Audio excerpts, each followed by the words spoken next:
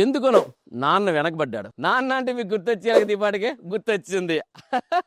నాన్న అంటే మన ఇంట్లో నాన్న కూడా గుర్తు రావట్లేదు, బిగ్ బాస్ లో నాన్నే గుర్తొస్తున్నాడు. అవునండి, అలా తయారైపోయింది ఇప్పుడు. నాన్న నాన్న నాన్న నాన్న. అబ్బా, మొత్తానికి ఏదైనప్పటికీ మన Bharani garu strong contestant. First week అబ్బా, second week super, third week అబ్బో మార్లెస్, ఫోర్త్ వీక్ ఆమె మన దివ్య గారు వచ్చినప్పటికి నెంబర్ 1 లో మీరు ఉన్నారని పెట్టింది. మరి అక్కడ నుండి దిష్టి తగిలిందండి మొత్తానికి. ఆయనకి అలా అలా గ్రాఫ్ పడిపోయింది. మళ్ళీ పాపం వచ్చారు లోపలికి వచ్చి దెబ్బలు తగిలినా సరే ఆయన కన్విన్స్ చేశారు, నేను కంటెస్టెంట్ గా వస్తాను, నేను ఫిజికల్ కూడా దెబ్బలు తిన్నాను, నిన్ను చాడుతానని.